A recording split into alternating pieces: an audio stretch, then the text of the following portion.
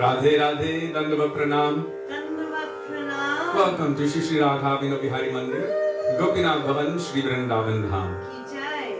Srila Gurudev ki jai, Srila Prabhupada ki jai, Rupan Gauri Guru Varga ki jai, Patit Pavan Shri Nityananda Prabhu ki jai, Prem Purushottam Sachinandana Gaur Hari ki jai, Radha Vinobihari Ju ki jai, Radha Ramana Ju ki jai, Didi Maharaja ki jai, Hari Nam Sankirtan ki jai, Hare Krishna Mahamantra ki jai, Gaur Bhaktivedanta ki jai, Gaur Premanande Hari Hari Bol.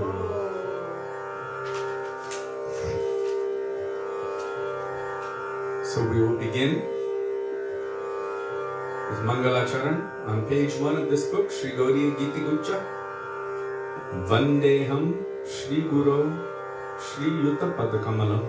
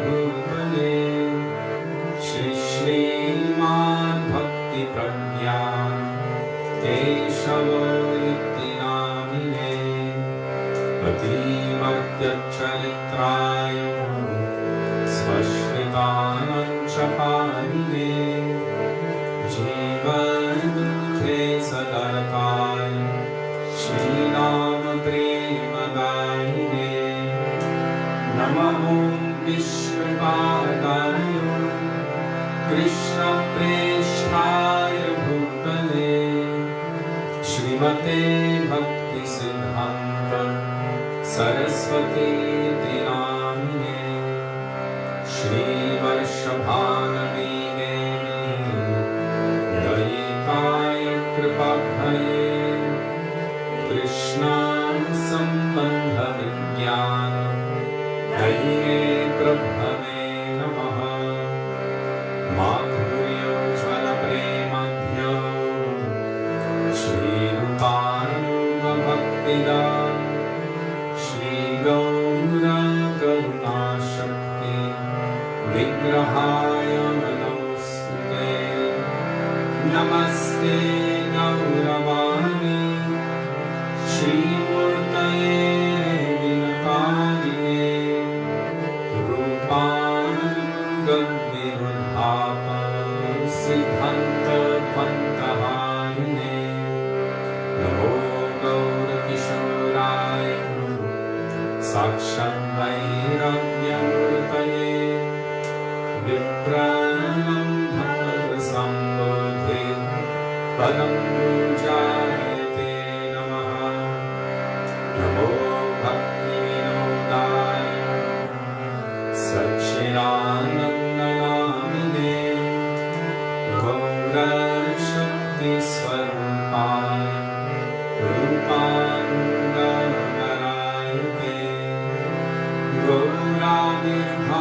गौराविर्भावभूमेस्त्वं निर्देष्टा सजनप्रिय वैष्णव सर्वभौमश्री जगन्नाथायते नमः वञ्चाकल्पतरुभ्यश्च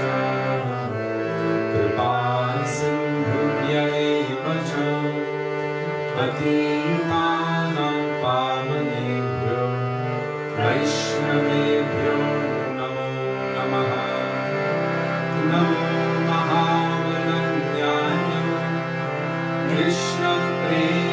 कृष्णप्रेमप्रदायते कृष्णाय कृष्णचैतन्य नमे गौरद्विषे नमः हे कृष्ण करुणा सिन्धो दीनबन्धो जगत्पते गोपेश गोपिकान्त राधाकान्त नमोस्तुते तप्तकाञ्चन गौराङ्गी राधे वृन्दावनेश्वरी वृषभानुसुते देवी प्रणमामि हरिप्रिये जयतं सुरतो Pango मम मन्दं मतिर्गति मत्सर्वस्वपदं भोजो राधामनमोहन दिव्यवृन्दारण्यकल्पद्रुमः श्रीमद्रत्नागारसिंहासनस्थो Shri Shri Radha श्रीलगोविन्ददेव प्रेष्ठानिधिः सेव्यमानस्मरामि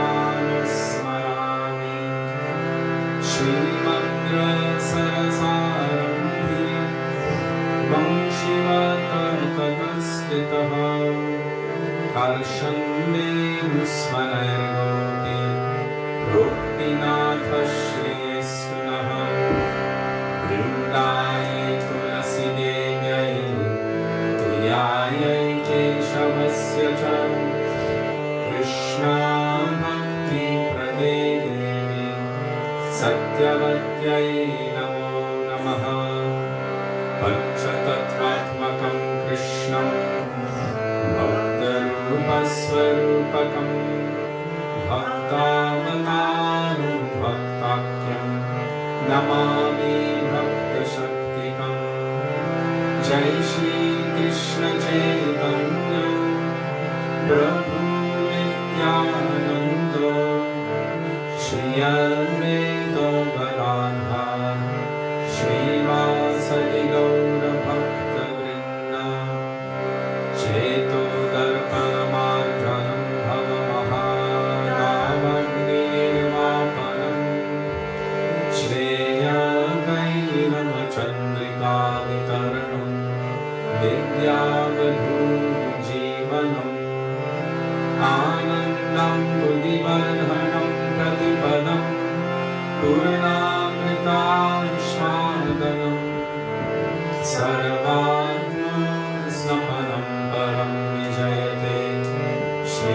Krishna Sankirtanam Hare Nam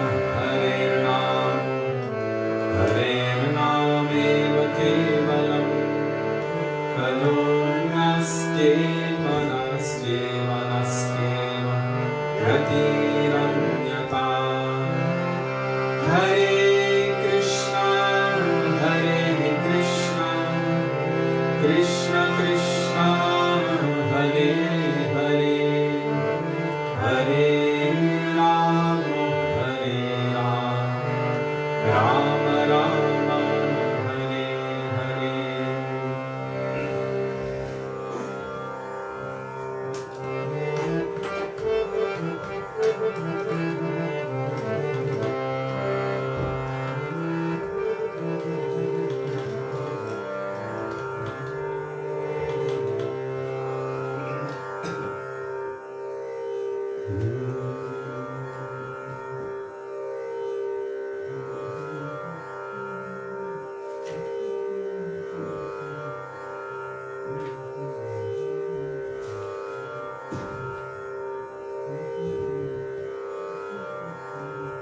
Jaya Jaya Shri Guru Prema Kalpataru, page 29 in the songbook Gaudiya Gita.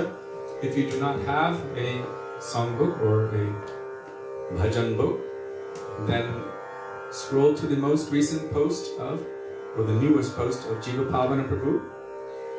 He very kindly and mercifully posts the bhajans with their translations and sometimes beautiful commentaries in the comment section of the thread, so you can follow along with us and we can pray together.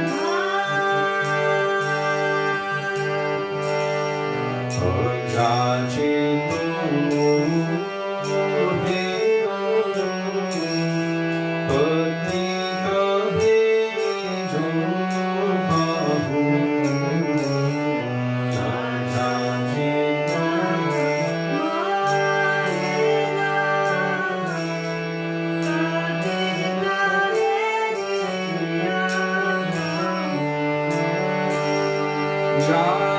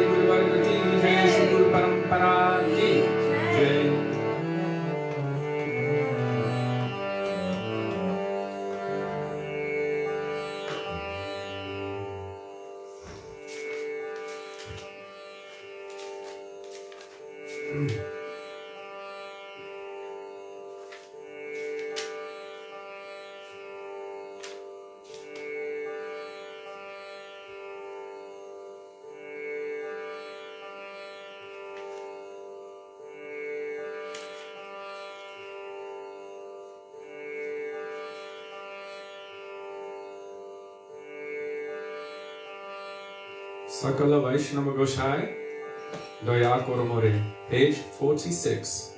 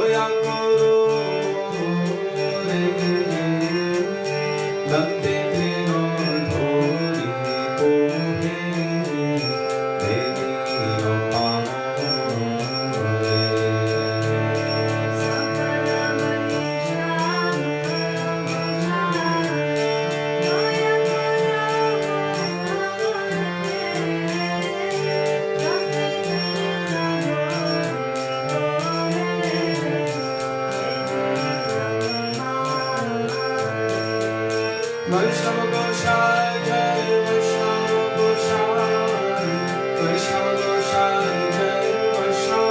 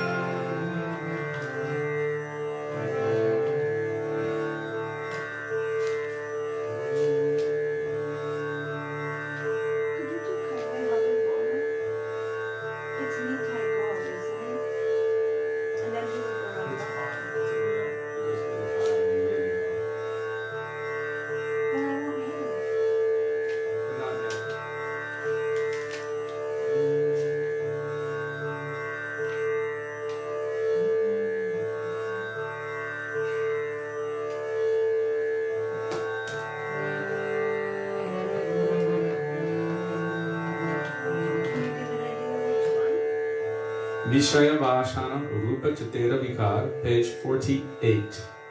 By Srila Bhaktivedanta Thakur. Vishaya, V-I-S-A-Y-A. Vishaya Vasana Rupa.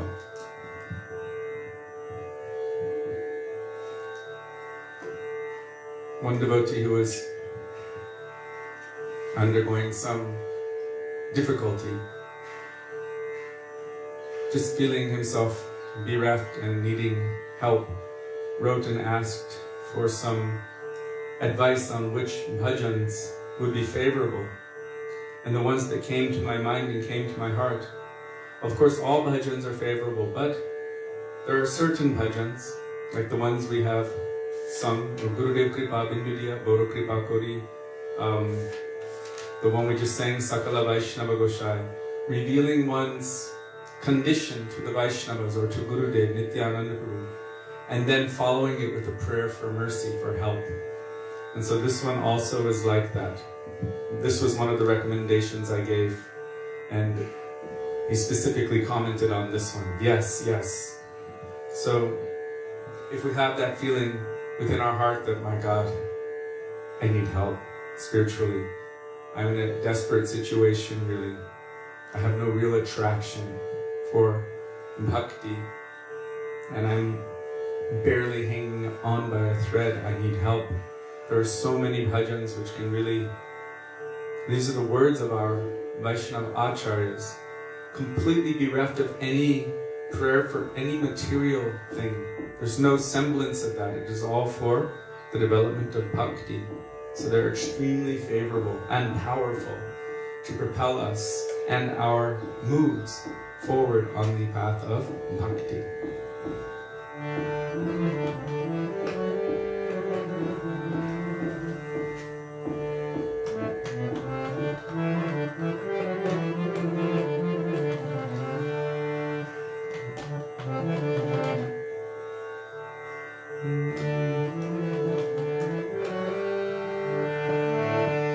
Vishoyo Masunaruko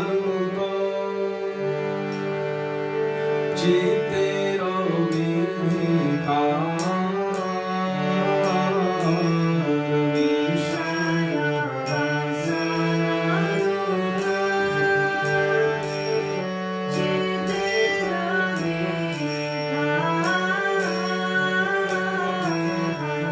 Amaro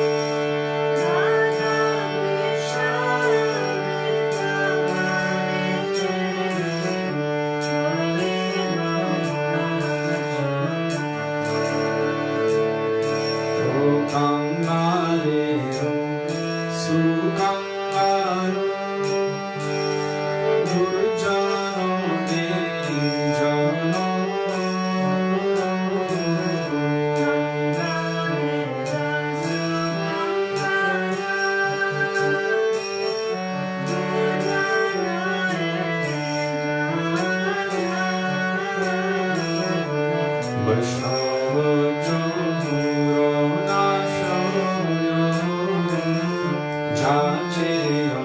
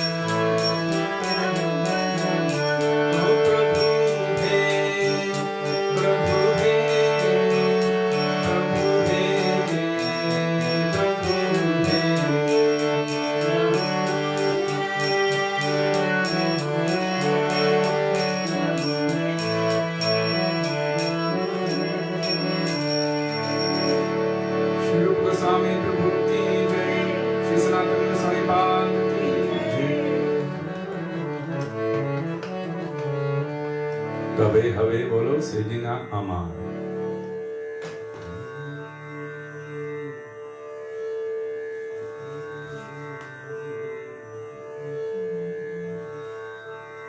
Page 88. Kabe have bolo sedina amar. K-A-B-E-H-A-B-E. If you don't have a songbook, then scroll to the most recent post of Jiva Pavana Prabhu. There he is posting the bhajans with the translations and the commentaries sometimes, so you can follow along. 88. He's posting nectar. So much nectar.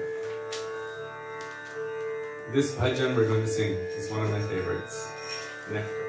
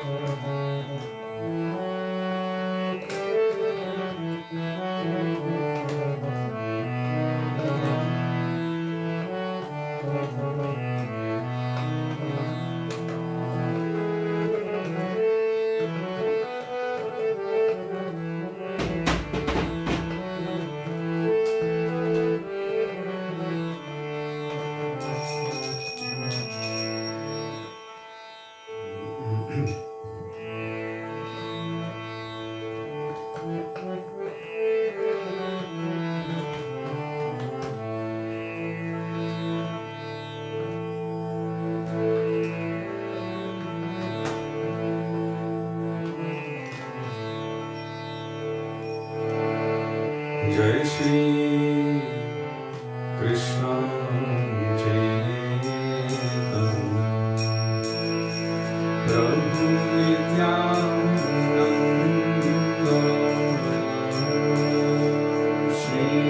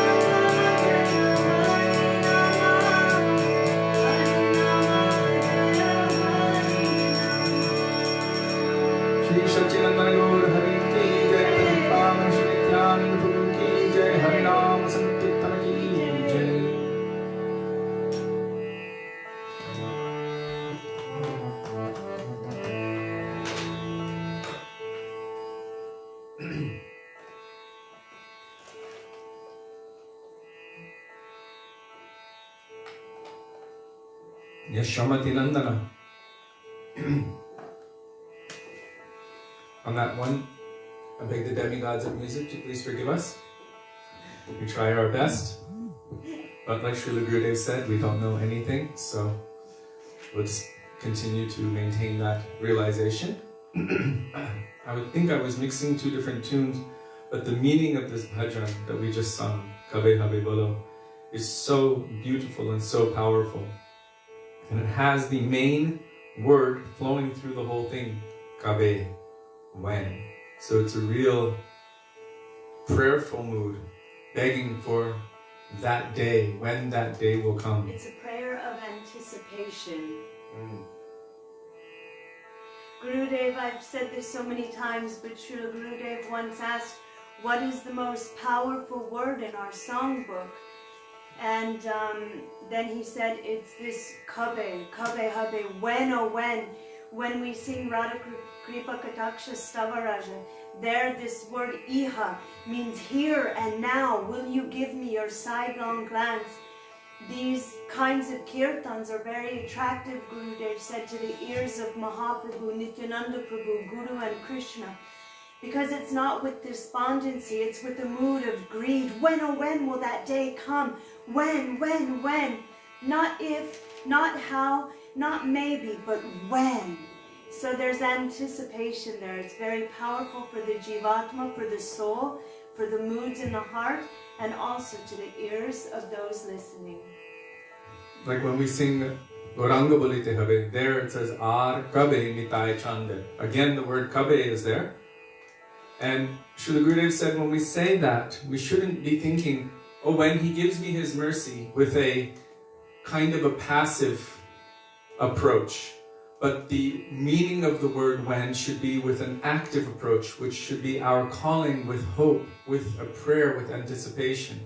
So instead of thinking, when that day comes that he will give me his mercy, we should think, when, oh, when will that day come when he will give me his mercy? So Srila Gurudev made such refinements like that. I remember that was the most impressive thing when I first actually actively listened to him give class.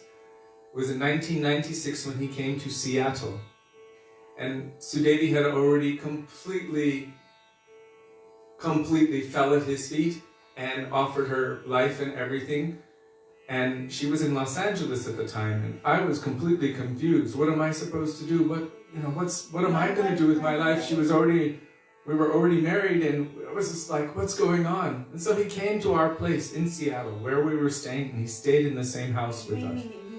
Me, my father, and all the other people who were working in that place. We were using that house as our base, about 10 to 15 of us. Gurudev came and stayed overnight, and so many devotees came for these 2 programs that he did. And I remember just watching him. First, he had this really awesome beard, and I was like, wow, this is different. And I was looking at him thinking, Guru Mukha Padma Vakya Chitte Te Koriya Akya, what is supposed to be coming from this person? So I was looking at the external and watching his mouth as he was speaking. What am I supposed to be getting from him that makes him guru, that makes him different than other things? What's supposed to be touching me? And he was having Shyamrani Didi, Jadurani Didi, read from our Srila Prabhupada's Nectar of Instruction. And I can't remember exactly which verse it was, but he stopped and he said, when Swamiji is using this word, when, right here, he doesn't mean this, he means that. And for the first time, I had a semblance, or I received a semblance of what the word guru means. Because I had just read that book when I was in university 3 times. I would go to the library, and instead of studying for what I should have been studying for, I would go to the Prabhupada's book section and read devotional books. And I read that book, but I just kind of read the surface, and he was going deep into it. And he actually picked out that word, when. When he's using this word, when, here, he doesn't mean this, he means this. And then he added so much depth and meaning to it. And it hit me like a hurricane. And my God, he's making it make sense. He's making it make sense. And inside my heart, in my mind, what came to me was, Guru makes it make sense. And so from that moment, I realized this is something substantial that I can learn from this person. It's not just some surface idea. He's diving deep and extracting these jewels and giving it meaning, making it accessible for us.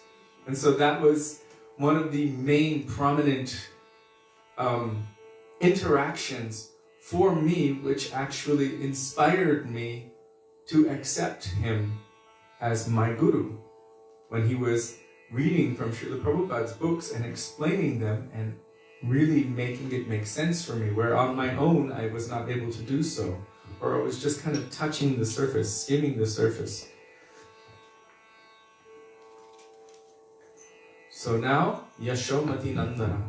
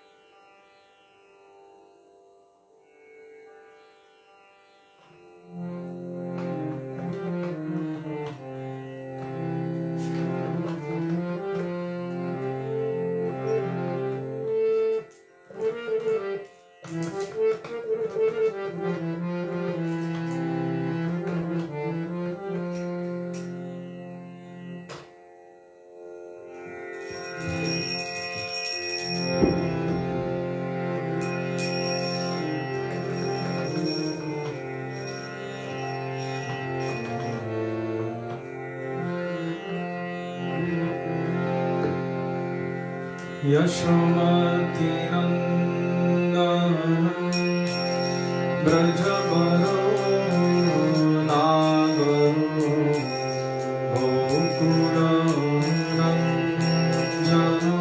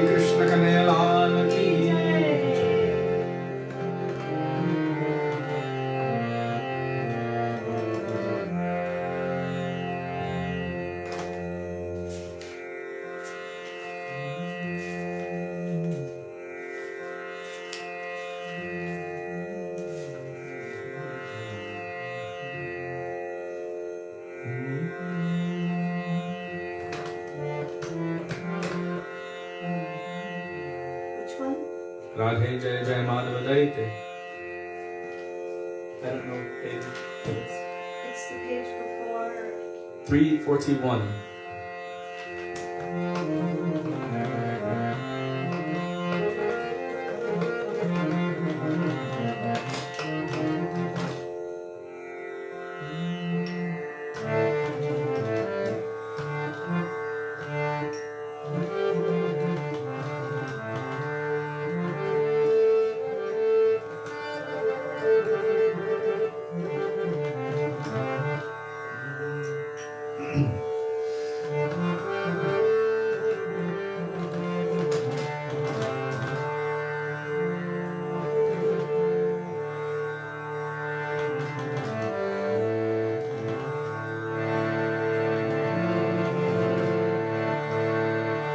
Radhe Jaya Madhava Dante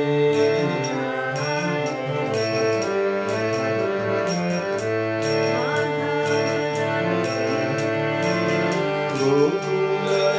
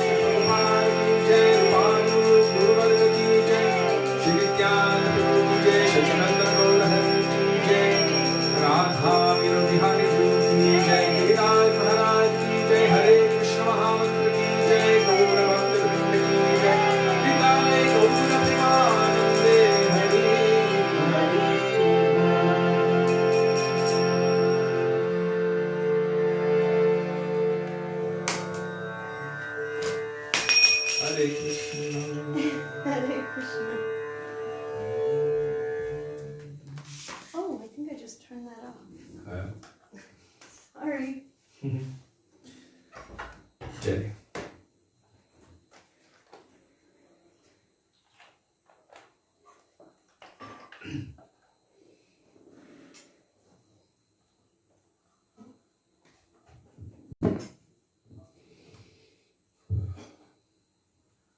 Gurave Gaurachandraya Radhikaya Tadale Krishnaya Krishna Bhaktaya Tadbhaktaya Namo Namaha Ajnanatirandhasya Jnananjana Shalakaya Chakshurunmilitam Yena Tasmai Shri Gurave Namaha Nama Om Vishnupadaya Radhikaya Priyatmane Shri Srimad Bhaktivedanta Narayaniti Namine Nama Om Vishnupadaya Krishna Presthaya Bhutale Srimate Bhaktivedanta Swami Niti Namine Vancha kalpatarubhyascha kripa sindhubhya eva cha patitanang pavanebhyo vaishnavebhyo namo namaha Shri Krishna Chaitanya Prabhu Nityananda Shri Advaita Gadadhar Shivasadi Gaura Bhakta Vrinda Hare Krishna Krishna Krishna Hare Hare Hare Rama Rama Rama Hare Hare Mukam karoti vachalam pangum langayate girim yat kripatamaham vande Shri Gurum Dinatarinam. First of all, I offer my Dandava Pranam thousands of times in the dust of the lotus feet of our beloved Gurudev Nitya Lila Pravishta Om Vishnupad astottara Shri Srimad Srila Bhaktivedanta Narayan Goswami Maharaja. In the same thousands of Dandava Pranam in the dust of the lotus feet of Nitya Lila Pravishta Om Vishnupad astottara Shri Srimad Srila Bhaktivedanta Swami Srila Prabhupada, and to the lotus feet of all of our Rupanuga Gaudiya Guru Vargas, and to all Vaishnavas past, present and future, including all of you who are present with us today, I offer my Dandava Pranam. Dandava Pranam, dear Vaishnavas. Radhe Radhe. Radhe Radhe. See? There.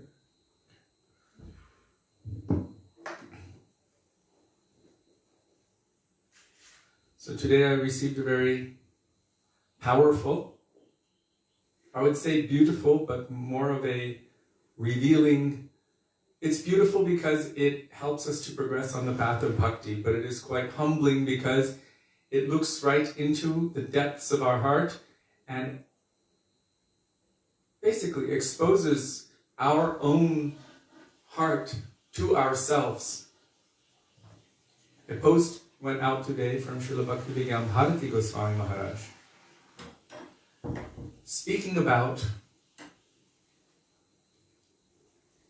performing the activities of bhakti alongside activities which are forbidden by bhakti within the realm of bhakti.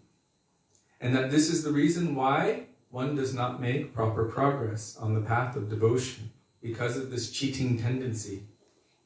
And he explained that devotional service, which is done not under guidance, or not with the express idea of what is pleasing for, or to, what is for the benefit, for the pleasure, or the happiness of the object of service. If it is devoid of that, but we're just doing the activity, then it is considered actually independent, or in essence, sense gratification. So when Sri Guru tells us, do this and that, well, I don't really like that. I want to do this one. Well, why are we not doing the one thing or the few things that Guru tells us to do and we do the other thing? Because I like that thing, but I don't like that thing. Well, that's not about what is beneficial or pleasing to the object of our seva. That is what is pleasing to my own senses. I like this aspect. And we've already discussed this before.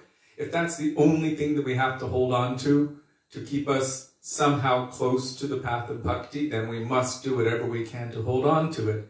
But if we are actually truly interested in progressing on the path of bhakti, then we must take all of these things into consideration. What is pleasing to Guru, Gauranga, Radha and Krishna? So Srila Bhaktivedanta Maharaj was explaining and giving evidence from Shastra that those activities that one performs which are not in alignment with what we have received from our Guru Varga and Guru parampara, then it actually is not really acceptable. Unless we're actually on the spontaneous platform, beyond the bodily conception and on the platform of Rag Marg, where everything is spontaneously manifesting within the heart for the pleasure of Krishna, as long as we're still on the bodily platform, thinking that I am this body and trying to maintain and look after it and fearing for it and protecting it and making plans for future material enjoyment, then we must follow the rules and regulations of scriptures as given to us by our Gurudev and Guru Varga and Shastra. So he was explaining that in the context of development in bhakti. And then he, what does he call it? Svechachari or something? One who is only following the path of their senses. Or this is independent mindedness. What Sri Guru requires from us is for us to give our independent mood and to become loyal. It seems almost opposed to my own nature. I'm native, independence. But what is Krishna looking for? What does he desire from us? He wants us to give that one thing that which we hold the most dear. Sarva dharman parityaja. What is my dharma? I think I'm independent.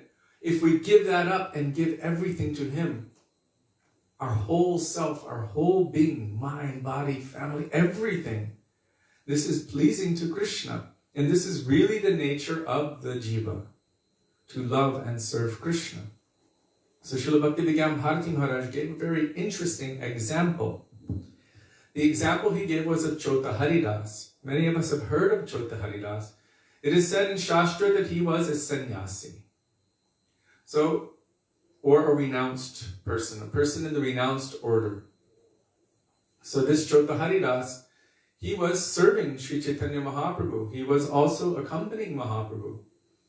He had gone to the house of one of Chaitanya Mahaprabhu's most intimate associates, Madhavi. She is very senior Vaisnava. And he collected some rice, and he carried it a long way from that house all the way to where Mahaprabhu is, and it was prepared. And then he carried it back, one way or the other. Mahaprabhu could see everything because he's omniscient. He knows past, present, and future. He can see the heart of anyone. He is Chaitanya, means he is the heart of everyone. So he can see everything. He knew everything.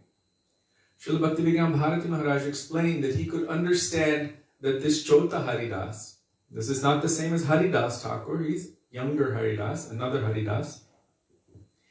He had some attraction within his heart, lustful attraction toward the maidservant of this Madhavi. And so he went on the pretext of carrying rice to have some conversation. And anyone who has ever had their heart move by even a word or a glance from any beautiful member of the opposite gender or whatever gender makes your heart move, anyone who knows that feeling knows that all it takes is the slightest brush of the cloth, the slightest glance, the slightest little movement of the mouth and a smile or any word. And your heart goes poof, and your brain goes poof, full of endorphins or whatever they call that. Dopamines. Everything happens in a moment like that. So he went there with that intent and he brought back rice. He carried it on his head for a long distance. From the outside, it looked like, wow, what an amazing seva he's doing, carrying this heavy rice on his head, going all the way from Alalanath back to Puri, carrying on his head for serving Sri Chaitanya Mahaprabhu. From the outside, it looked like, what amazing, beautiful service. But because his intent was to meet with, just by vision and to hear and to interact and allow his heart to flow in that lustful way, Mahaprabhu could sense it when it was prepared. And he mentioned, oh, I appreciate this and everything, but he knew inside something is wrong with this offering. This offering is full of this other desire. According to Vedic scriptures, something transfers through any activity that we do.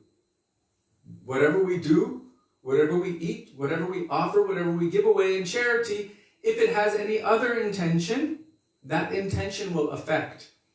One time years ago, as we've been traveling over the years, Gurudev ordered us, don't have any jobs in this world. And so we were like, how will we maintain? And he said, Krishna will arrange. So we've maintained for the last 20 years on donations. And we don't ask for it. I mean, for our travel, yes, but we've maintained on donations. And so people knew that. We were going from place to place, week after week, and we had some CDs and donations would come. And one man gave Sudevi a donation. He handed her a $100 bill. And he looked at her, but he kind of looked at her with a different kind of look. And any lady knows that look. And he said, buy yourself something And he said, this is for you. Buy yourself something nice. Now, when we receive donations and someone's like, buy yourself something nice, generally that means for your own enjoyment. And our function is to serve Guru and Krishna. So when someone gives it to her and goes, buy yourself something nice, she said she felt like that money was dirty. It had a different intent coming through it. And she just immediately handed it to me and said, only give this directly to Gurudev. Straight up. She didn't even want to touch it. Because of that mood and intention that is in it. The same thing transfers through food, through association, through friendship. Dadati, pratigrinati, guhyamakyati, prichyati. 6 mediums of developing attachment or love and affection. Giving and receiving of gifts. What is in there? What is the purpose? Why are you giving it? Do you want something? What do you want in return? Everyone in this world wants something. That's the nature of this world. It is the land of exploitation, as Srila Bhaktivedanta Maharaja says. Only the pure devotees, only those who are serving Krishna exclusively, they are doing the para upakar, the supreme welfare work, because they don't want anything from us, but they only want to help us, to give us the best thing that they can give us, which is Nama Prem, Shri Nama Prema Daine. So for us, it may be that we have some imperfect motivation. So the dati pratigrinati, giving and receiving, guhyam akyati prichiti, revealing one's mind in confidence, and also hearing confidential subjects from the heart of that person we're revealing to. And bhunkte bhojayate chaiva, giving, offering of foodstuffs, and receiving, also offering of foodstuffs. According to this verse, one should engage in these activities with someone who is senior or even transcendental. So when we do dadati, when we give, we're giving something of our heart. We're giving ourselves, and they're also giving something of their heart, their self. So I'm going to open my heart, and you're going to fill it with Krishna. Guhyam akyati prichati means that I'm revealing my mind in confidence. I'm lost. I need help.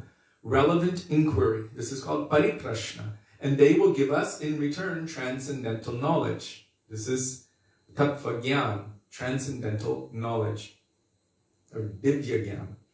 And then, bhunkte bhojayate. So, bhunkte means foodstuffs. So you will invite that person, you will serve them, you will give them something to eat, and then you will honor the remnants of their foodstuff, which is one of the most powerful substances which helps us to progress on the path of bhakti. Bhakta padaduli ar bhakta padajal bhakta bhukta avashesh. This is the remnants of the foodstuffs of the pure devotees of Krishna. This is extremely powerful and enables one to move forward on the path of bhakti very rapidly. So through these mediums, one develops attachment. By attachment, there is a transference. Now, a pure devotee can handle the transference of our material attachment because they immediately vaporize it. So by their presence, by their nature, by their association, transcendental knowledge is awakened within our heart, and as a result, all of our anarthas are gradually eradicated, destroyed. Whereas if we are sharing with one another, but on a mundane platform, not trying to share Krishna, then the result can be spiritually disastrous, where I'm not moving forward on the path of bhakti, I'm actually degressing. Because I'm associating on the mundane platform. I'm sharing information which is not about Krishna. Sometimes pretending. On the outside saying this is Krishna, but really underneath, it's just using Krishna as a medium to share all of my mundanity. I hope that's a word, mundanity. It is now. So, using Krishna to share my mundanity. Look, I'm going to put Krishna here so that you can see everything else. All kinds of nonsense activities. So this is, in essence, using Krishna to cheat people into all the mundane. And this is no different than what so many persons do. They use Krishna for the purpose of making money. They use Krishna for the purpose of attracting so much sense gratification. They use Krishna for the purpose of name, fame, position, power, and everything. And they're very expert at it. And also, our Srila Gurudev warned us that those who have the Mayavad nature, Mayavad means that they are superimposing that there's only one thing, that is Brahm, the divine energy. And even the form of Krishna, the form of the jiva, and love and affection itself, the transference of reciprocation of love and affection between Krishna and the jiva, or Krishna and any other transcendental form, all of it is actually Maya. That's what they're saying in essence. Therefore, it is called Mayavad. Mayavad means the appearance, the form, and the activities of Bhagavan and his eternal associates, and anything else which is eternal is all a product of Maya. It's all illusion, and there's only one thing. So, Srila Gurudev warned us that, I'll tell the story, I know I've told it before, but it was 1996, we were at Modi Bhavan in Govardhan, in the main hall. And the district officer of Govardhan came and he spoke so beautifully, speaking so many great subjects, glorifying Giriraj and Mathura and Vrindavan and how fortunate we all are. And then he ended his speech with some aphorisms of Mayavadism. And Srila Gurudev was very quick to expertly, but also strongly, put him in his place. How can you be the district officer of Govardhan and have these conceptions? Where's your bhakti? How can someone who is not a devotee of Krishna be the district officer of Govardhan? Gurudev was heavy. And he told him, promise me you will not speak like this again. And that man had his hands on his ears and was sitting at Gurudev's feet, because Gurudev is in the superior position as Guru, Sannyasi, respected sadhu of Braj. They even gave him this title, Yuga Acharya, which he laughed about. He said, Rupa Goswami is our Yuga Acharya, but anyhow, on their behalf, I will accept it. But this person was holding his ears. And then after he left, Gurudev said, you should be very careful. He said, there are so many. He said, they can speak so beautifully.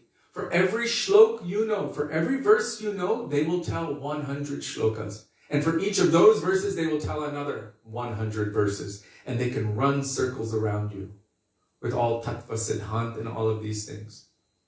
And they can speak in such a way, the pastimes of Krishna, that thousands of people in the audience will be weeping and feeling so much in their heart. And then in the end, they will say, it is all one, or it is all nothing. He said, so you should be very careful. This is what I mean by using Krishna. So it's a kind of cheating. Why? Because they're telling about Krishna. They're telling Krishna's pastimes. They're gaining so much name and fame and position and wealth and sense gratification.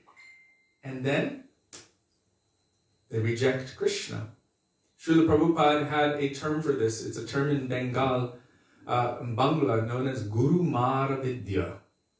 You use Guru to gain knowledge. You ask questions, you develop so much of a rapport, and take, and you develop your position, and then when you feel you no longer need them, you cut them. Guru Mara Vidya means the idea of killing one's guru when you no longer need them. So this is what happens also. They use Krishna as a ladder to climb to their position, and then at a certain point, they say, oh, it's all just illusion, you don't need it.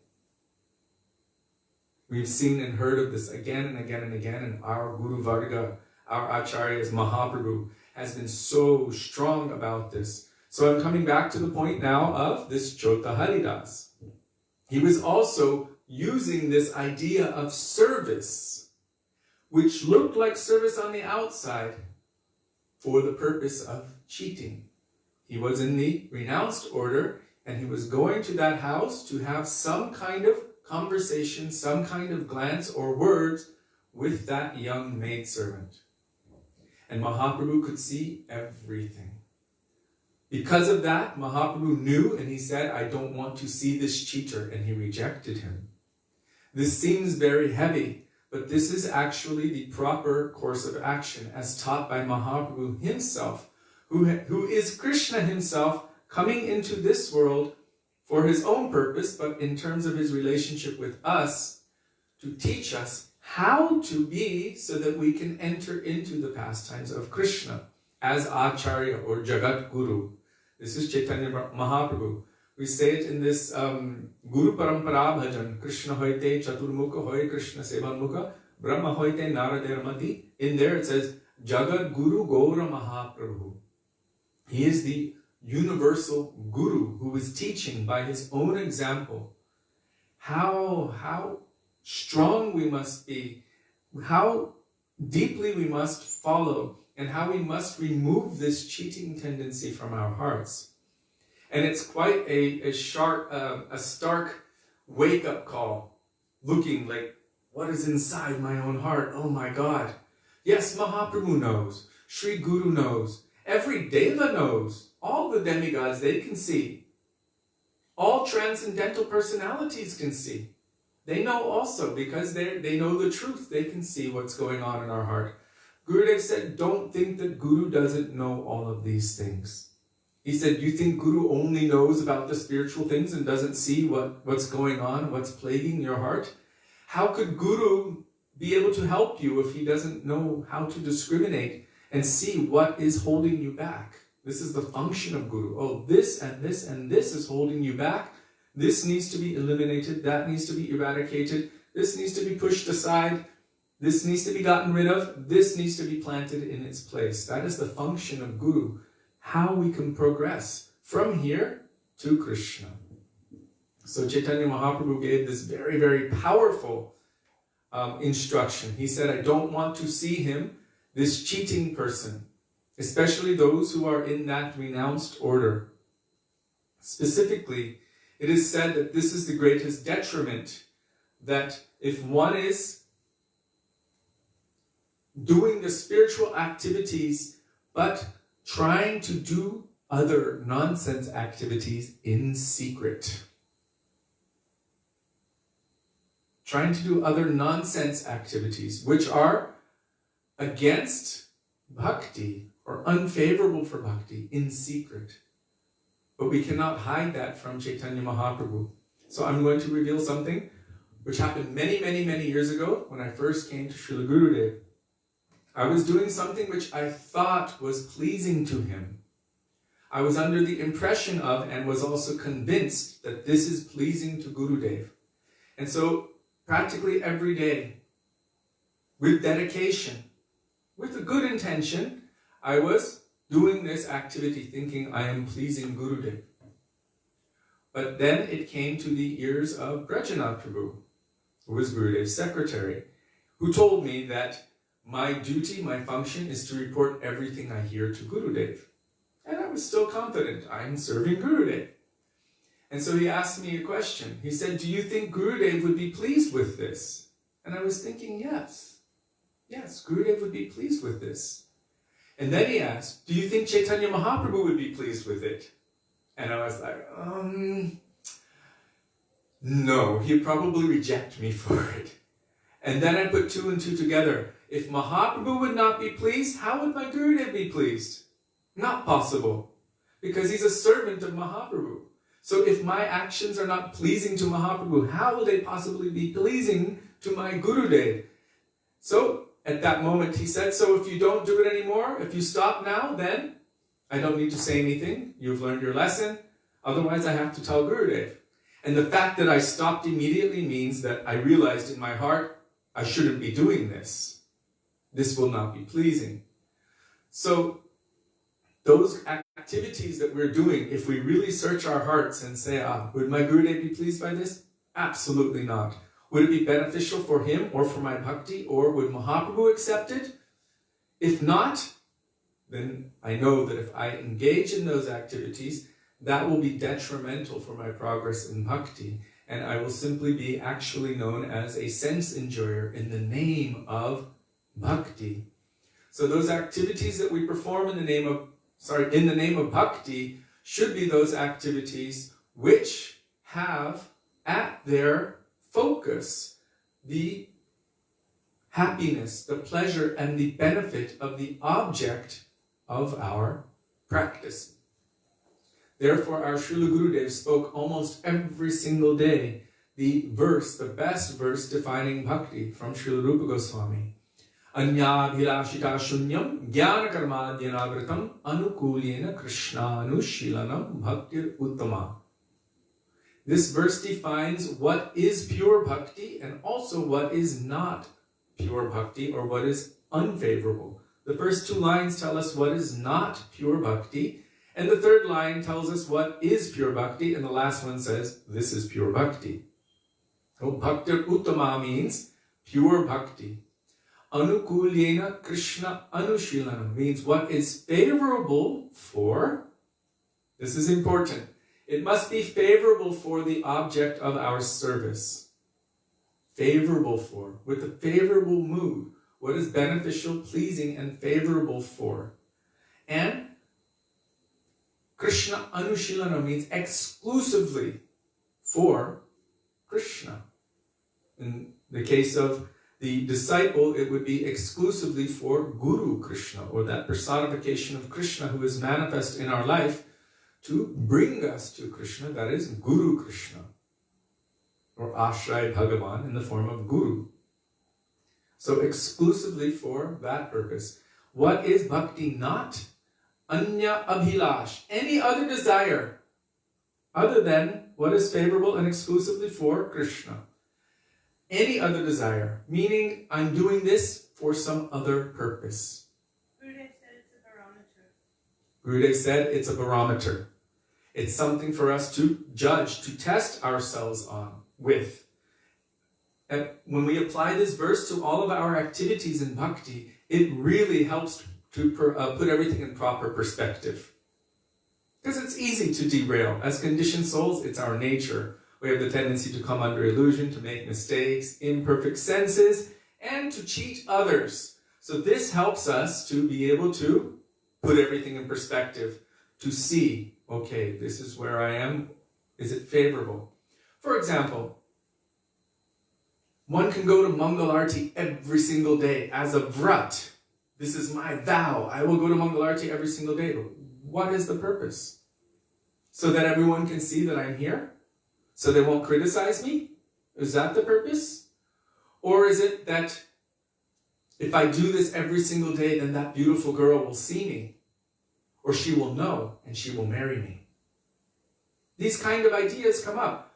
Why is one doing Govardhan Parikrama? Gurudev said if you ask 90, 95, 99% of the people why you are doing it, most will not say it is for bhakti. They're doing Dandava Parikrama 100 times in each place, or 108 times, up, down. Then they go to the next location, up, down. It takes them months. And you ask them why? For wealth, for beautiful mansions, for all kinds of material desire fulfillments, for beautiful wife and children, because Giriraj can fulfill all desires. Sarva Vishva Pradata. So what is my purpose? Is it for serving Krishna? Is it for bhakti? Or is it for other things? So doing the external activities of bhakti, but karma. This is called karma mishra bhakti, mixed with desire for some fruitive result. Right? You go in the mandir, pray in front of Bhagavan, Om Jai Jagadisha Hare. Please give me a house by the sea. Or please let me win the lottery. All kinds of things. You give something. Let me give you $10 a month. Please let me win the lottery. These kind of prayers come. This is karma. And jnana. Jnana means knowledge aimed at becoming free from material suffering. I don't want to suffer. I want to just experience either nothingness or boringness or pleasure. But I don't want to experience the dualities of this material world, so let me either cease to exist or not realize that I exist. This is the gyan which is referred to there. The knowledge aimed at impersonal liberation. Impersonal, meaning I don't even recognize my own existence. What to speak of the existence of God or anyone else. It's kind of, that's why I called it the boring, there's nothing. Isn't that Buddhism? No. In a way. According to Shastra, there's something called nirvishesh. Nirvishesh means formlessness or impersonalness. And then there's something called shunyavad. So nirvishesh means without speciality. And shunyavad means the conception of nothingness. Shunya means without. So those who have the goal of ceasing to exist, this is known as shunyavad. Modern schools of Buddhism may teach something different, but the ancient or traditional schools of Buddhism actually ended up with that idea. That was the goal, to cease to exist. All of our practice would be to cease to exist. So that would be known as shunyavad. And at the other side, all of our practices are to cease to acknowledge existence. Okay, I acknowledge that the soul always exists, or whatever. It is Brahm. Brahm exists. There's only one, and everything else is just illusion. So one is the nirvishesh aspect, the other is the shunyavad aspect. Chaitanya Mahaprabhu said that which one of them is just a covered version of the other. But basically they're two different conceptions of the same idea, because both in essence give the idea of ceasing to exist. So this is the jnana which is referred to within the verse Anyabhilashita Shunyam. Knowledge aimed at that. It is devoid of service to Bhagavan, and therefore it is detrimental to bhakti. And then the word adi is there. It means and so forth. Means all other processes, all other ideas or ideals that we take into ourselves, which we might pretend is bhakti. Oh, this is favorable for bhakti. We should utilize all of the barometers our Guru Varga gives us. And one of the greatest ones is, if I were to be absorbing my mind on this at the time of death, would it bring me forward on the path of bhakti or not? Then we can know if it is actually bhakti or if we're just cheating ourselves and cheating others. If I'm absorbing myself and obsessing on all kinds of other things, even trying to stop the slaughterhouse industry. Think about it.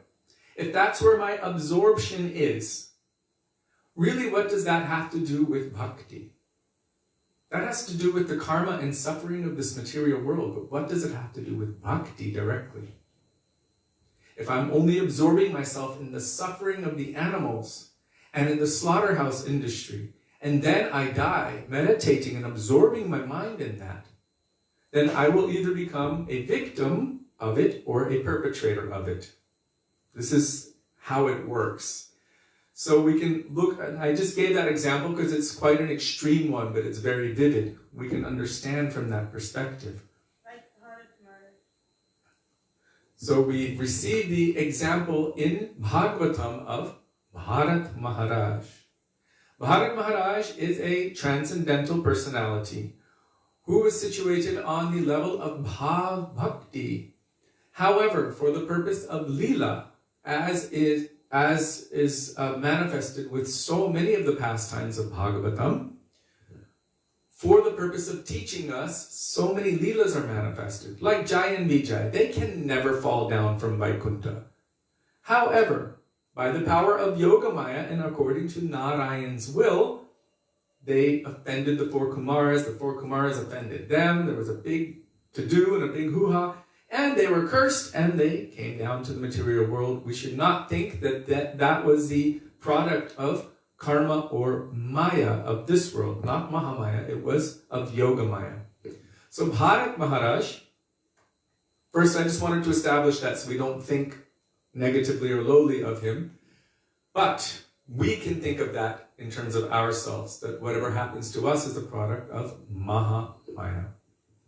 So Bharat Maharaj was doing bhajan in the forest. Bhajan meaning chanting, remembering, and serving the Lord constantly.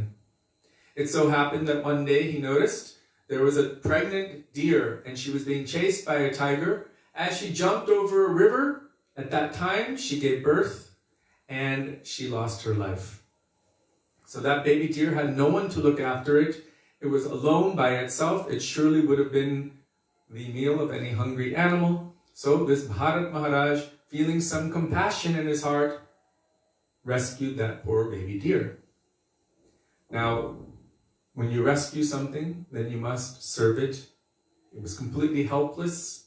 It was completely dependent, so he had to nurture it, to give affection, to give warmth, to give shelter and everything. So, by seva, dadati pratigruhnati, first he's giving, then attachment was developing gradually.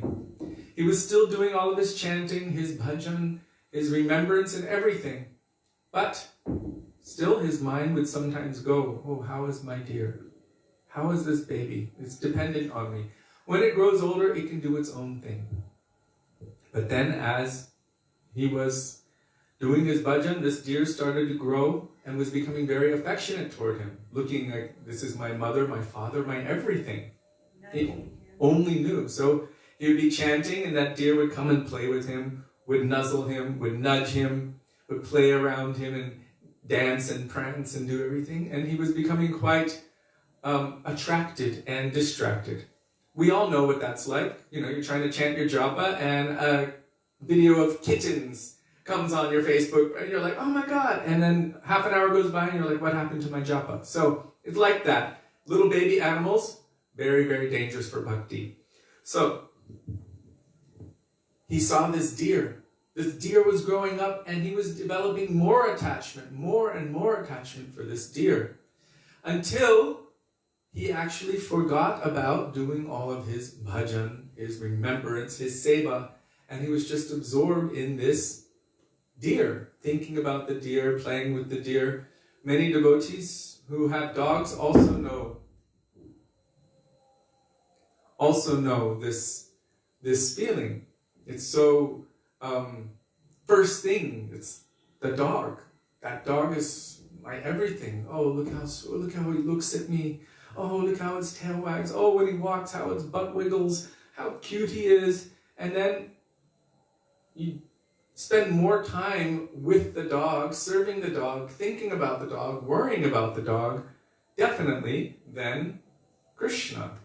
It's just what happens. So, Bharat Maharaj was trying to continue his bhajan, but he was very weak at that time.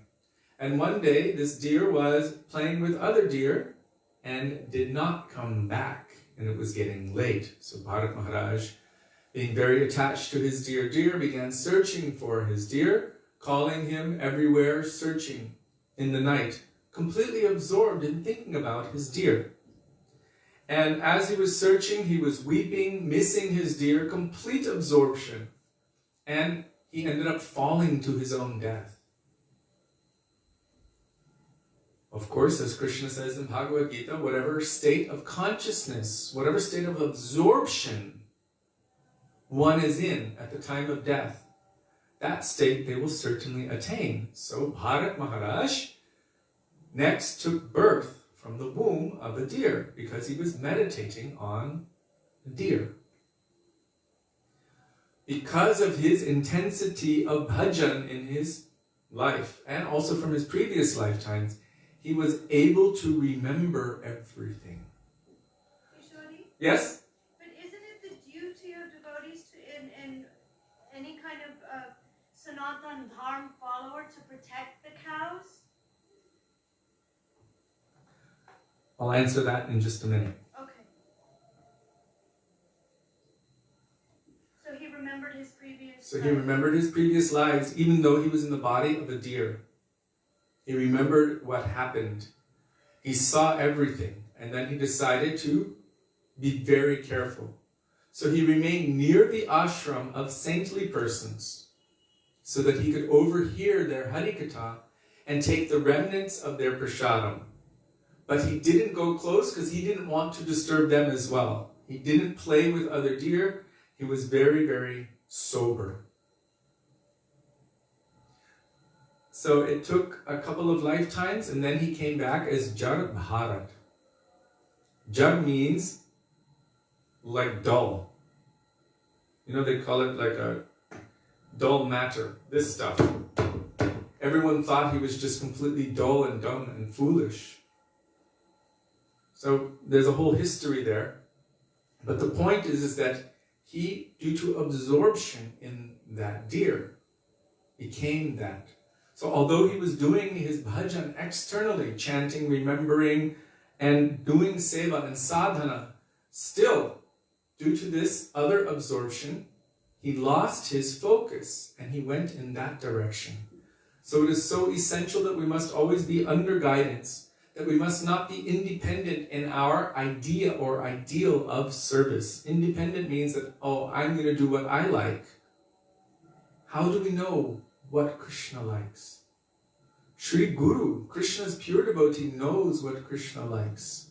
They know how to serve Krishna. So independent means on my own, with my own feeling, I'm going to do this, I'm going to make this up, I'm going to do this. Oh yeah, so today Krishna likes pizza, and tomorrow he likes Chinese food, and I'm going to create or concoct something. But if we're under guidance of Sri Guru, then Guru will help to adjust our vision and our approach so that our seva can actually become purified in a way that it will be really acceptable and pleasing to Krishna. Not just the semblance of seva, carrying the rice on my head, looking like I'm such a great sevak, when my only intention or desire is to secretly meet, even by heart and mind, with that beautiful girl, as Chota Haridas did. So Mahaprabhu rejected him. I don't want to see him. What was the prayashchitta? For a renounced person, the only atonement, according to Shastra, is to end one's life. And when Mahaprabhu would ask, where is Chota Haridas? They say, oh, he gave up his life in the Triveni Sangam. Sangam means where the Ganga, Jamuna, and Saraswati meet. Where Mahaprabhu would be very pleased and very happy. But still, afterward he accepted his seva because he followed that proper etiquette. He would come in his spirit form, and means his soul form, spirit form, and sing for Mahaprabhu at night, and Mahaprabhu would accept his seva at that time. This is all in Sri Chaitanya Charitamrita. So now, I just want to address what Sudevi asked. She asked about, what about serving the cows? Isn't this Vaishnava Dharma, Sanatan Dharma?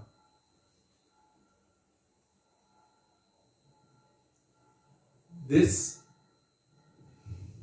particular subject is very interesting, because if we're absorbed in cows at the time of death, we can also become a cow. So it's still essential that we're always under the guidance of the pure Vaishnavas.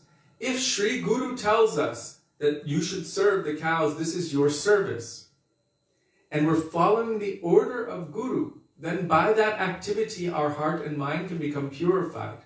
Like Sri Jagannath Das Babaji Maharaj told his disciples, who were not necessarily qualified yet to meditate on Ashtakali Lila Smaran, the eightfold pastimes of Radha and Krishna. They were becoming like Sahajya minded. He told them, no, you should plant eggplants.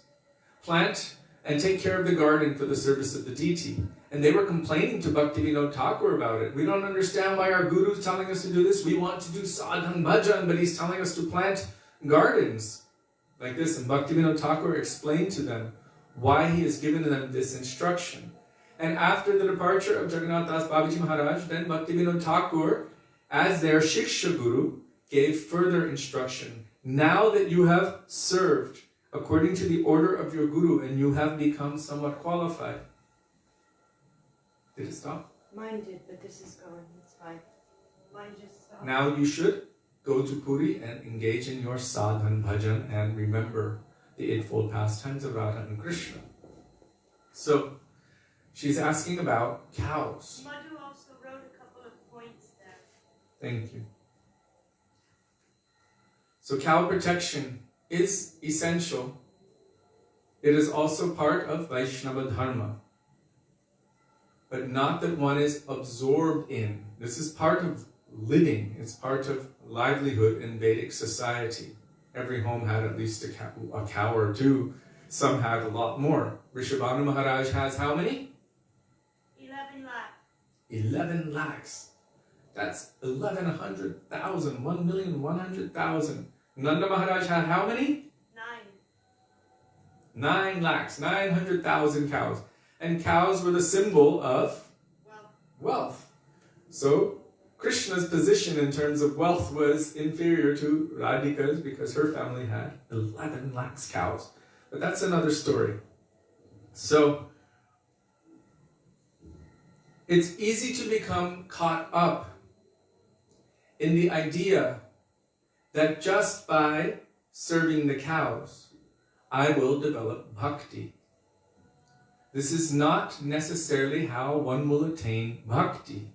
And we can even think, oh, cows are dear to Krishna, the monkeys are dear to Krishna, the birds are dear to Krishna, so I'm going to serve them.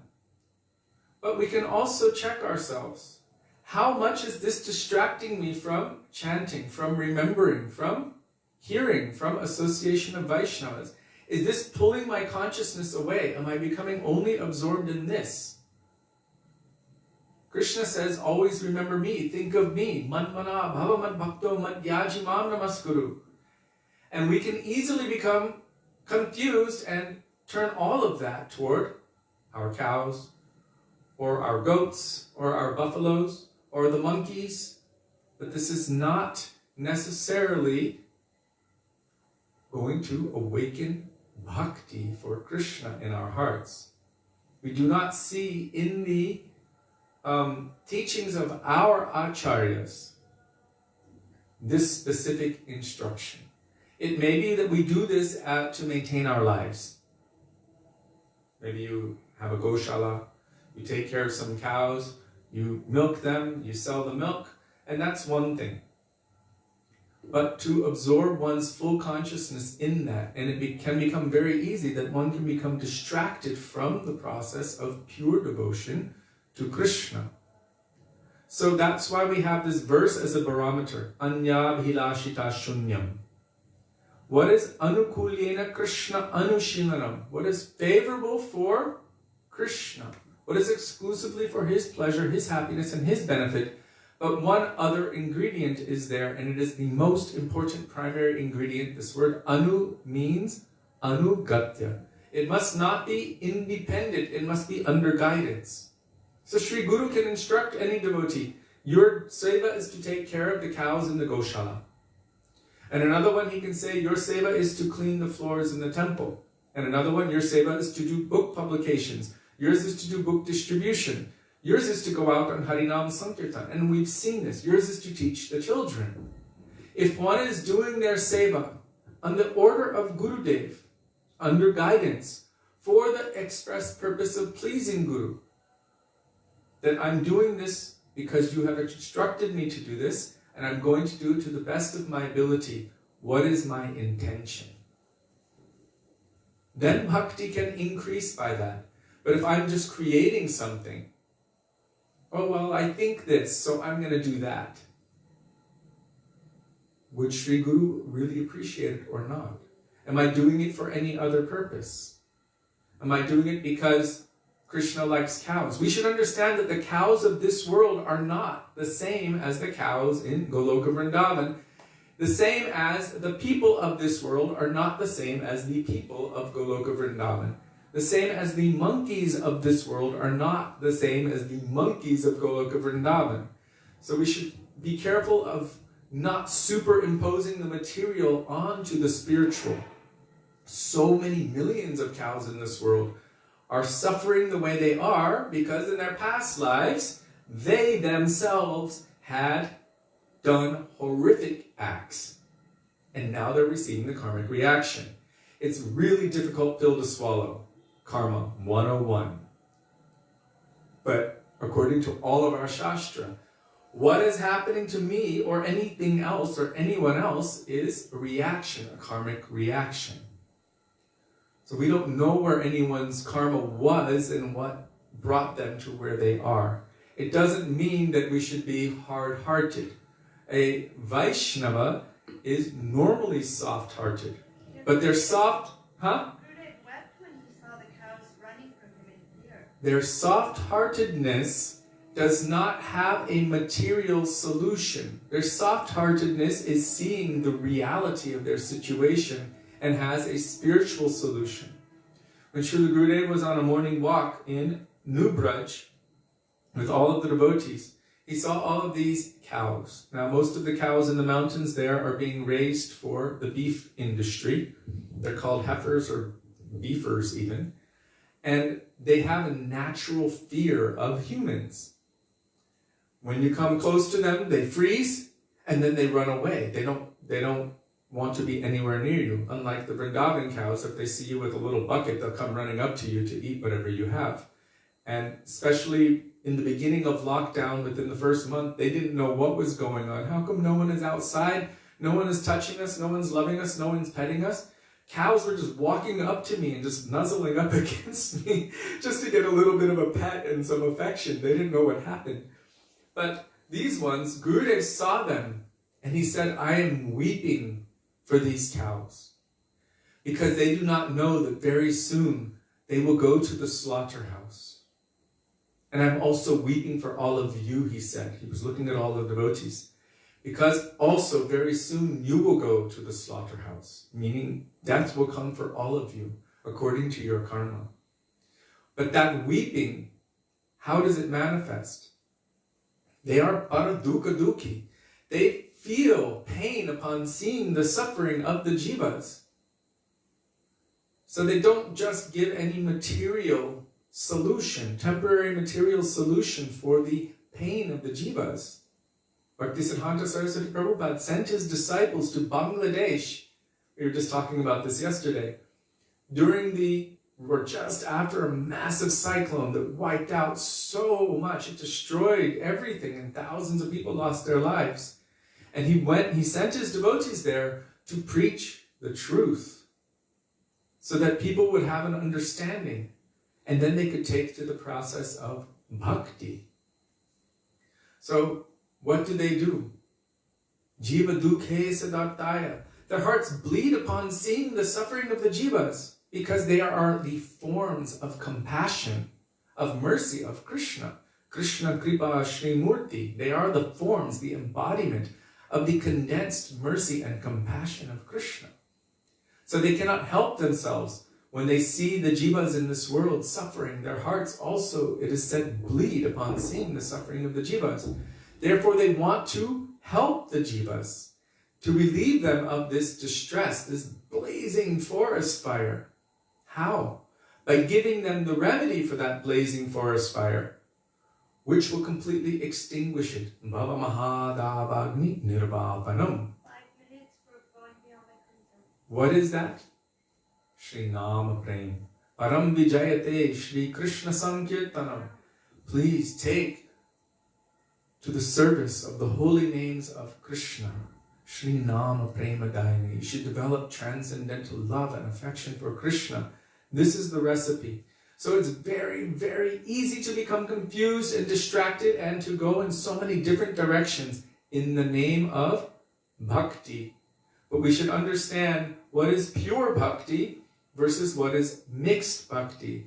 Sangha Siddha Bhakti, Arop Siddha Bhakti, Karma Mishra Bhakti, Jnana Mishra Bhakti, Sakam Bhakti, so many different kinds of bhakti. But what is pure bhakti? Pure bhakti will bring us into divine loving service of Krishna. All other forms are not necessarily pure, and we will get, as a result, the bhakti in it will empower the result of those activities. So the process of jnana cannot attain its ultimate destination without bhakti powering it. The process of karma cannot attain its results without bhakti powering it. Imagine bhakti powering bhakti on its own. Bhakti is under the guidance of the pure devotees. So Srila Bhaktivedanta Maharaja explained that the activities that we do for or on the path of bhakti, if they are independent means of my own mind and according to my own sensory experiential pleasures.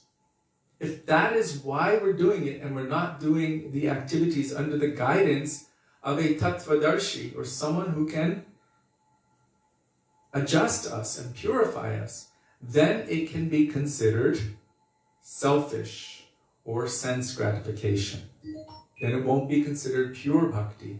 So our Srila Gurudev, Srila Bhaktivedanta Narayan Goswami Maharaj, he explained again and again and again that the most essential aspect of bhakti, and I read it today from Srila Bhaktivedanta Maharaj, is that it must be done under guidance of a real, pure bhakta. Bhakta sanjataya bhakta. Bhakti comes from the devotee. It is awakened in the association of the pure devotees of Krishna. Krishna bhakti janma mool hoy sadhu sangha. The root cause of the awakening of bhakti for Krishna in the heart is the association of Krishna's pure devotees. Now I'm going to see any question here.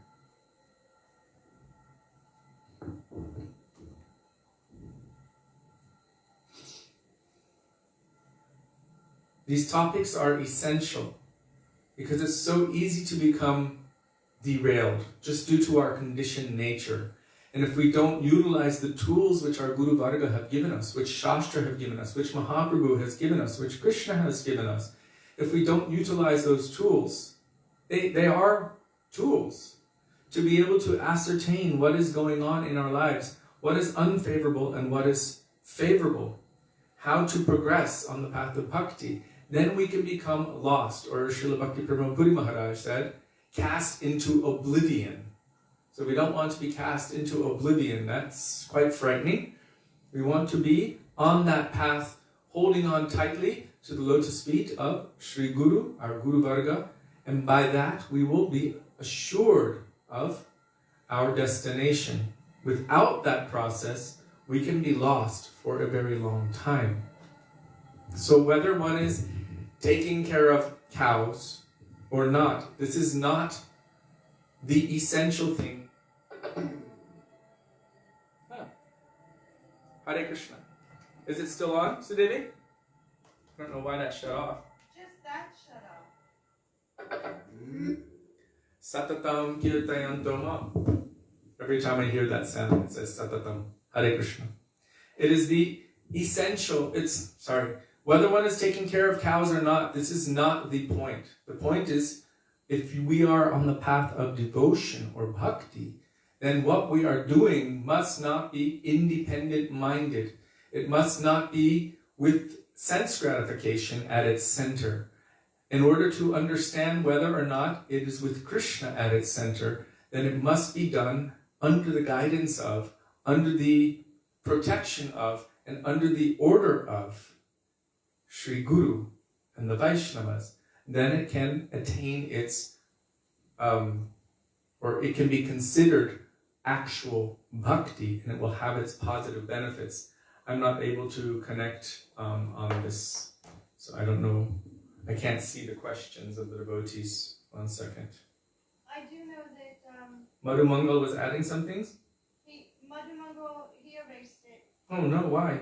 Anyway, But Champak was feeling like you were speaking with her at first. That's why I was asking you to...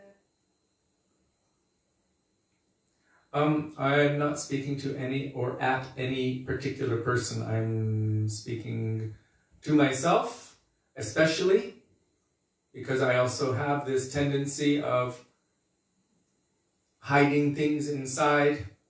I have the 4 defects of the conditioned soul fully prominent within this heart, and I have this tendency of super at its center. Hare Krishna. In order to understand well,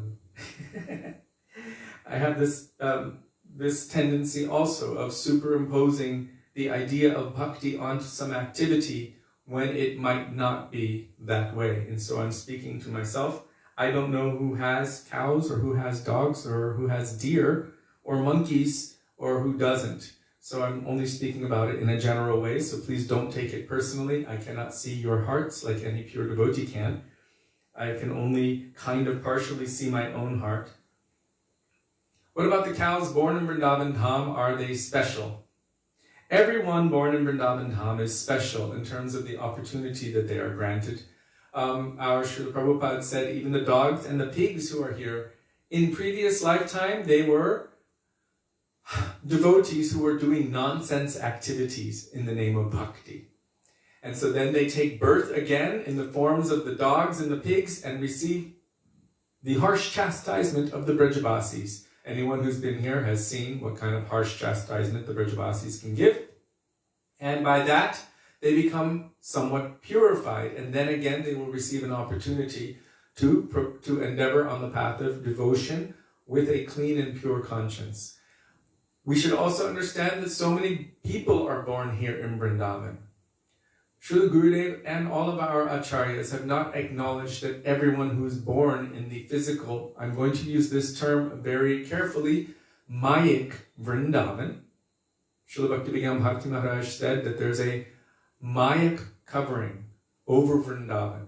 Only those who have transcendental vision can see the real Vrindavan. The rest of us, whether we're blind or whether we have eyes, we cannot see because we're seeing the Mayic covering over Vrindavan. Otherwise, we would see Krishna's pastimes as they're being performed through the 24 hours a day. But we're not seeing that. We're seeing everything else, all of the externals of it. So many persons who are born here, there's an opportunity that comes with that birth. Same with those who are born in families of devotees anywhere around the world. Such an opportunity comes. What one does with that opportunity is the important thing. So many are born here in Vrindavan, they have the opportunity for bhakti, but if they're taking that birth and instead of using that opportunity for devotion, they're only striving to go to the West to make money and to marry a Westerner, then this is not the symptom of a true Brajavasi. This is just not. So our Guru Varga have explained a true Brajavasi is like our Goswamis, eternal associates of Krishna, or those who are following very carefully in that Rag Anuga path. They can be considered Brajavasis because every particle of their being, every thought, every moment is simply absorbed in Krishna and serving and pleasing Krishna. This is Brajavasi. And also within the mood of Vrindavan. So Brajabhav must also be present. But just because someone is born here or something is born here doesn't mean that they are necessarily. Now Srila Gurudev did speak about the trees and the birds particularly. He said that they are witnessing Krishna's pastimes as it is going on. I've never heard him say that about all of the monkeys here. And I know it's not true with all of the people here. So there are different levels and different aspects.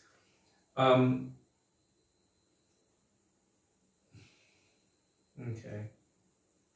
So I cannot tell you about all of the cows in Vrindavan. I'm not sure. I don't know. I cannot see their nature. I cannot see their previous lives. I cannot see their karmas.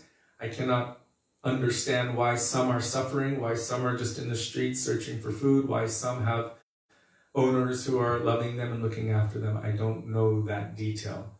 Any personality with transcendental vision will be able to see that.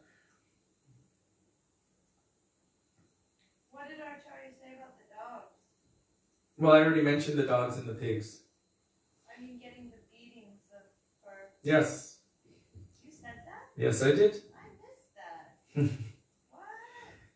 I think everyone heard it. Srila Prabhupada said that those humans who are supposed to be doing bhajan in Vrindavan, but who are actually engaging in so many sinful activities, nonsense activities, even like the Prakrita Sahajyas, they have so much. They're chanting, they're kind of following and serving and doing so many things, but also engaging in nefarious activities under the table. Then they receive an opportunity to take birth in Vrindavan in the forms of animals like dogs and hogs, who receive the chastisement of the Brajavasis. You can see it. Any pig comes and, the stick is there and the pig has to run, or a dog comes and, they get the shoe. Monkeys also. Rocks thrown at them and sticks and everything. So they actually, in essence, get that nonsense-ness removed from them by the harsh chastisements of the locals, and this, in essence, gives them an opportunity to again embark, when they come to the human form, on the path of bhajan without all of those nonsense activities going on underneath. So this is something also like the Bharat Maharaj example that we heard previously, where Bharat Maharaj in the next life, even as a deer, was so careful. So they become very, very careful. So still, this is quite a high and elevated thing. That's why our Gurudev, that's why all Vaishnavas, that's why all Shastras say we should be very careful not to criticize anyone, to find fault. We don't know where anyone or anything is on their path of bhajan. Maybe they've come so far, but they need a few more swift kicks of justice, in a sense, to wake them up. Yes, this is the mercy of Krishna coming to wake me up, to remind me. So, because we've been discussing this subject of attachment to animals, I know so many devotees have animals, and I know how attachment can develop. I'm not speaking to any of you individually, and please forgive me for the pinch that might come. Let me add another layer to that. This goes also to attachment to one's own family members, one's own husbands and wives and children and everything else. If one is absorbed in all of everything else, which has a place of prominence in their life more than Krishna, then according to nature, according to the words of Krishna, the absorption will cause us to continue our rotation in material existence. This is just a simple Shastric fact. And it's maybe just where we're at. But we can pray to Gurudev, we can pray to Vaishnavas, we can pray to Krishna for help. That look at my situation, I'm so attached to the things of this world. Look at the prayers of Bhaktivedanta Thakur as he's chanting Gopinath Mama Nivedana Shuno. Look at my condition. I'm so thoroughly attached. Or this bhajan Shri Radha Krishna Pada Kamalemana. I'm practically hopelessly attached to all of these things. How can I ever develop devotion for you? Please be merciful to me. Please help me. I don't even have desire for it, but I have an understanding, or I have some faith, but I have no inclination. Please be merciful to me and help me to awaken these understandings, these moods, so that I can develop detachment for the things of this world and develop attachment for Krishna. Rupa Goswami is saying, Bhaktir udanchati yadyapi madhava natvahi mama tilamatri. I don't even have as much as a sesame seed of bhakti for you. Til means sesame. I don't have even that much bhakti for you. Bhaktir udanchati, nothing, not even as much as a sesame seed. He's praying to Krishna. But, Parameshvarata, you are the Supreme Lord. You can make the impossible possible. You can do whatever you like. So, please, manmanasa madhukaram arpaya nijapada pankaja makarande. You can make it possible that someone who has no devotion whatsoever can desire to become like a bumblebee who always goes to your lotus feet. Let my mind be like that. What? 7:40. Oh, time is flying.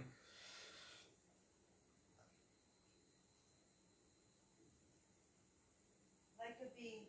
Okay.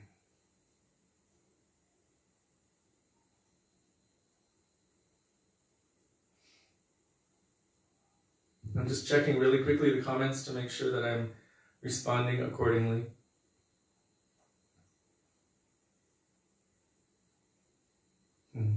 Jivapal and Prabhu sharing something. Yeah, about the monkeys.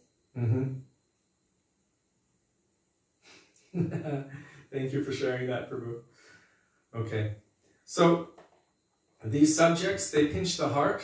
Why do they pinch our heart? Because of the reality of our attachments to the things of this world. And we know theoretically, by the words we have heard from Guru, Sadhu, and Shastra, in essence what we should be doing, because we are an eternal soul who is meant to love and serve Krishna exclusively. But we have divided that love into everything of this world. So, how to pull that love back, how to focus that, and how to offer everything in the lotus feet of Krishna, this is really what all of our process of bhakti is about. All of the activities that we do is somehow how to bring that back and develop that exclusive devotion. So, yes, it's important to acknowledge where we are, what's going on. My cheating nature. Outside, I'm a devotee. Inside, doing so many nonsense activities in secret. And I don't need to look at anyone else. I can look at myself. We all know what we have done, what our nature is, what our tendencies are. We can look at ourselves and see. If we want to really have our service accepted by Guru, Gauranga, and Radha and Krishna, one day or another, by the mercy of Guru, Vaisnavas, by the mercy of Sri Nityananda Prabhu. And why am I saying by the mercy? Because on our own we don't have the strength to do it or the desire to. But by that association, by hearing of the beauty, by hearing of the sweetness of Krishna's names, forms, qualities, and pastimes, an attraction for Krishna will develop within our hearts, by which we will put down the dangerous poisons or bombs of this world. Why am I calling it poisons or bombs? Because in every case, if it does not bring us toward Krishna, then it will bring us in continued samsara, which is known as the greatest danger. But Krishna says even a little progress on this path can save one from the greatest danger.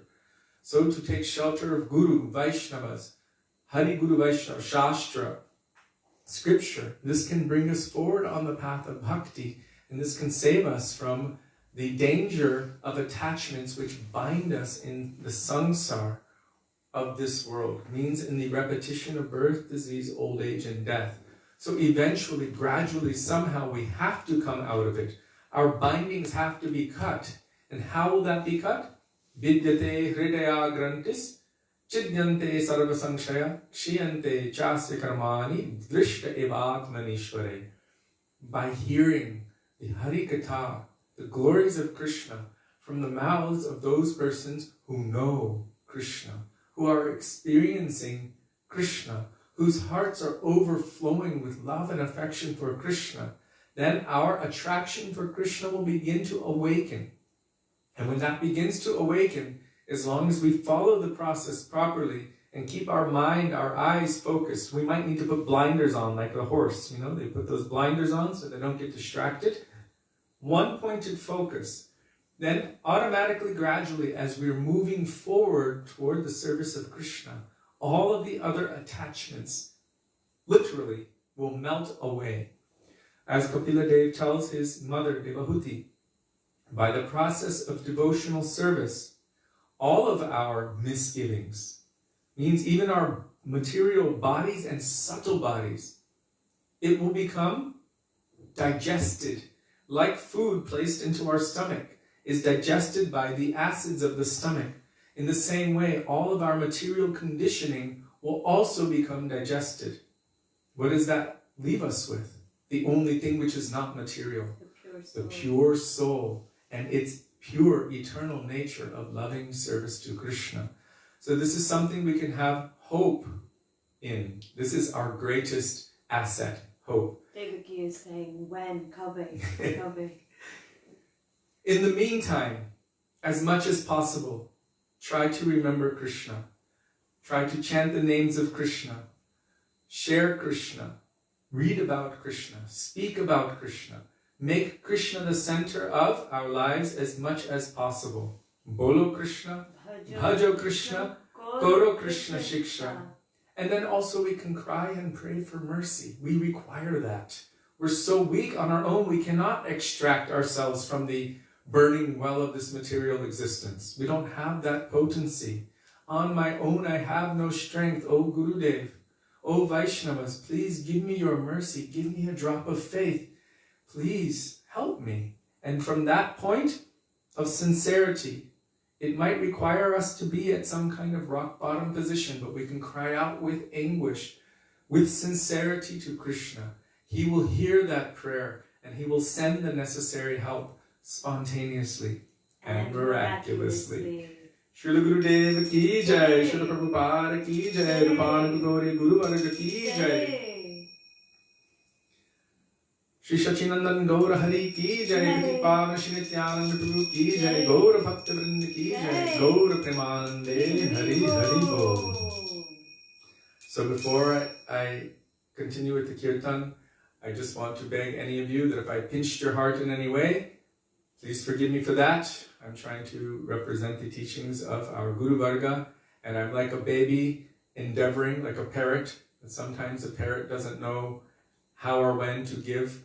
Sri Guru is expert, even by the glance of Guru.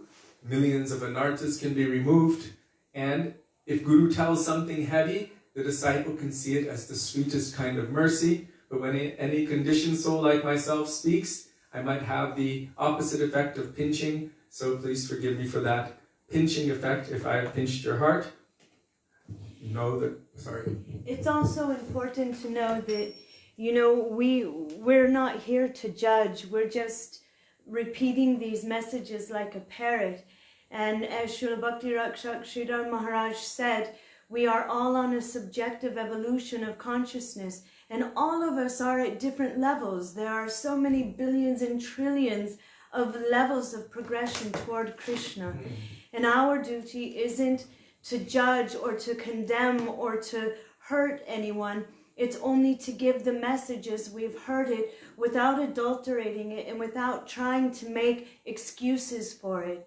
It's only this is the message that our gurus have given us, and what we can take, what we can move into our lives, then we try to do that. And if it pinches us, to make a little endeavor to remember Krishna, or to try to offer everything to Krishna, to do it without attachment, then this is a good thing. It's not about trying to hurt or pinch or condemn, because we're in no position for that, and Guru doesn't even do that, so how could we? Right. So I just wanted to say that it's only just repeating the message, not that we can live that message, but the message remains the same. Truth is truth, and we can all begin and try to follow from where we are. Okay.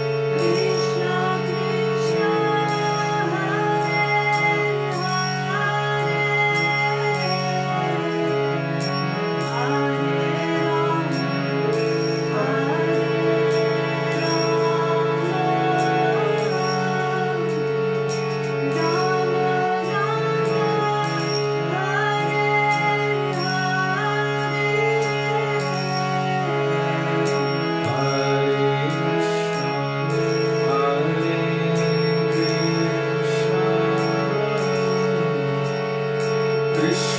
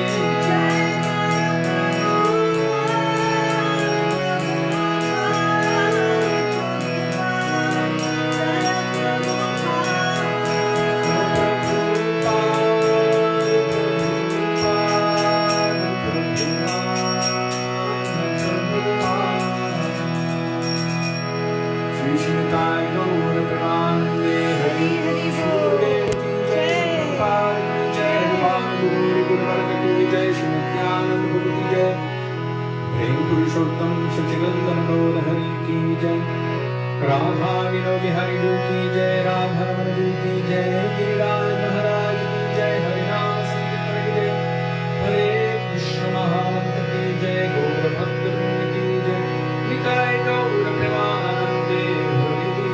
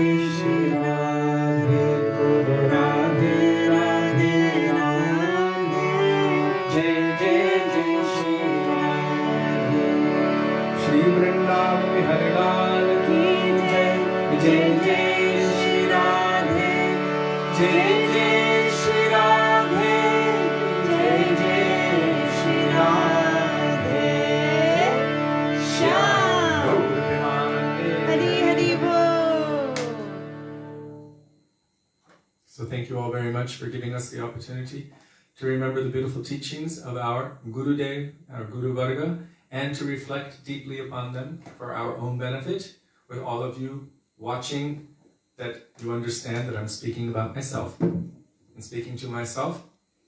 And also, we are very indebted to all of you for giving us the opportunity for doing our Guru Seva, what our Srila Gurudev ordered many, many, many years before, that even when I'm no longer on this sphere, I want that you continue traveling and preaching my mission everywhere. So by your grace, we're able to follow that order. So for that, we are indebted. We look forward to being with all of you tomorrow. Hopefully, we will continue with going beyond Vaikuntha. And Dandavat Pranam, Hare Krishna, Radhe Radhe, Radhe Radha Radhe, Bihari Ju ki Jai, Jai, Sachinandana Gaur Hari ki ki Jai. Jai. Radhe Radhe, dear devotees. Hari Bolavam. Hari Bol.